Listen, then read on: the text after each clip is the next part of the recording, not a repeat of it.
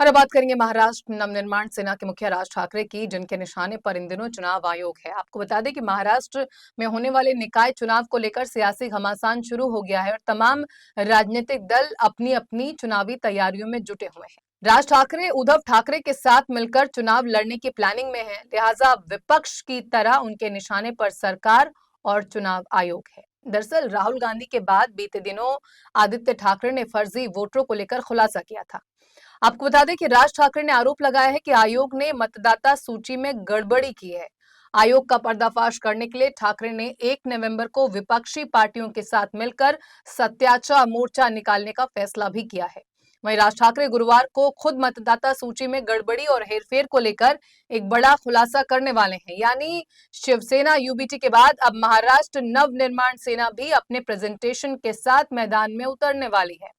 राज ठाकरे चुनाव आयोग की गड़बड़ी का खुलासा मुंबई के रंग शारदा सभागृह में आयोजित एक कार्यक्रम के दौरान करेंगे। सूत्रों के मुताबिक इस कार्यक्रम में ईवीएम मशीन और मतदाता सूची में हुए कथित घोटालों पर मंच से एक विस्तृत प्रेजेंटेशन पेश करेगी। राज ठाकरे खुद मंच से लाव रे तो वीडियो कहकर कुछ वीडियो सबूत भी दिखाने वाले हैं, जिससे वो आगामी चुनावों में हुई अनियमितताओं और वोटर लिस्ट में गड़बड़ियों की पोल खोलेंगे। राज ठाकरे ने हाल ही में दावा किया था कि महाराष्ट्र की मतदाता सूची में 96 लाख फर्जी वोटर हैं। मंच प्रमुख ने कहा कि वो इस मार्च का आयोजन इसलिए कर रहे हैं ताकि इस गंभीर मुद्दे को लेकर जनता को जागरूक किया जा सके और उन्हें बताया जा सके कि चुनाव आयोग किस तरह से वोटर लिस्ट में गड़बड़ी कर रहा है। कुल मिलाकर राजनीतिक तौर पर यह मुद्दा आने वाले चुनावों में बड़ा विवाद खड़ा कर सकता है। वहीं शिवसेना नेता आनंद दुबे ने अपने एक बयान में कहा कि पिछले कुछ महीनों से देश भर में वोट चोरी के खिलाफ मुहिम चल रही है। कुछ महीने पहले राहुल गांधी ने इसे उजागर किया था। उन्होंने कहा कि एक घर में 50 से ज्यादा लोग वोटर कैसे हो सकते हैं।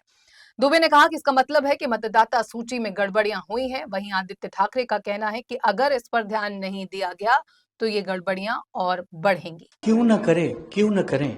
राहुल गांधी जी हों, चाहे आदित्य ठाकरे जी हों, चाहे राज ठाकरे जी हों, सब इसी देश में रहते हैं, सब इसी देश की कसम खाकर बड़े होते हैं, सब में राष्ट्रवादिता की झलक है, सब देशभक्त हैं। जहां गड़बड़ी हो रही है, जहां वोट चोरी हो रही है और रंगे हाथों हमने पकड़ा है, वर्ली का घर हो, दादर का घर हो, चाहे कांदीवली हो, चाहे बोरीवली हो, चाहे महाराष्ट्र में अनेक जगह हो, अगर एक घर में 100 लोग रहते हैं और वो वोटर हैं और हकीकत में जाकर जब पता चला कि 100 लोग नहीं, वहां सिर्फ 4 लोग रहते हैं, तो एक पते पे 100 वोटर कैसे बने?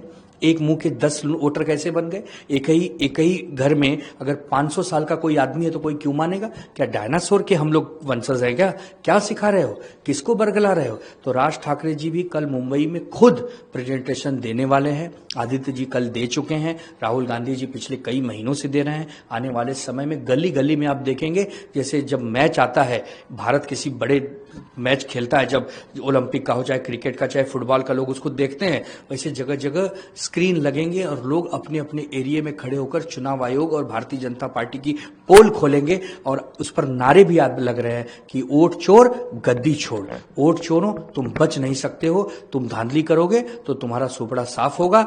आने वाले समय में आप देखना, ये जो युवा है मुंबई का और खास करके महाराष्ट्र का, जो सोशल मीडिया चलाता है, ट्विटर, फेसबुक, ये जान चुका है, जागरूक है, हर चीज उसको पता चलती है, अच्छाई बुराई सब जानता है। वो दिन दूर नहीं कि जब चुनाव आयोग को भागने का रास्ता नहीं मिलेगा। देखिए, राज ठाकरे जी और महाराष्ट्र नवनिर्माण सेना पूरी पार्टी इस महाविकास आघाड़ी की जो प्रोटेस्ट यात्रा है 1 तारीख को, उसमें सब शामिल हो रहे हैं। कल भी बहुत सारी बैठक है महाविकास आघाड़ी के नेताओं की। प्रोटेस्ट में भी हमने क्या कहा कि इसको चुनाव के आईने से मत देखिए, ये कोई चुनाव लड़ने हम नहीं जा रहे हैं साथ में, हम मुंबई को और महाराष्ट्र को बचाने के लिए साथ में आ रहे हैं। और राज ठाकरे जी ने एक सुर में कहा है कि महाविकास आघाड़ी की इस मुहिम में हम साथ में हैं। तो हर सुख दुख पे महाविकास आघाड़ी के राज ठाकरे जी बढ़ चढ़कर हिस्सा ले रहे हैं। इससे आपको समझ लेना चाहिए कि आने वाले दिनों में महाविकास आघाड़ी को एक और मित्र शायद मिल सकता है, लेकिन ये लड़ाई राजनीतिक नहीं है, ये लड़ाई सामाजिक है। सामाजिक लड़ाई कब राजनीति में बदल जाएगी, राजनीति में पता नहीं चलता, लेकिन हम तो यही चाहेंगे कि राज ठाकरे जी भी महाविकास आघाड़ी में पूरी ताकत से आए ताकि महाविकास आघाड़ी और मजबूत हो। जिस महायुति को एक समय राज ठाकरे जी मदद करके इतने विधायक चुन के दिए, इतने सांसद चुन के दिए, वैसे ही राज ठाकरे जी का साथ अगर रहा तो महाविकास आघाड़ी आने वाले समय में महाराष्ट्र और मुंबई और देश पर जरूर छा जाएगी। ये हम सब कार्यकर्ताओं का मन है और हमें पूरा विश्वास है कि कल और परसों जो महाविकास आघाड़ी की बैठक है उसमें राज ठाकरे जी जरूर आ रहे हैं।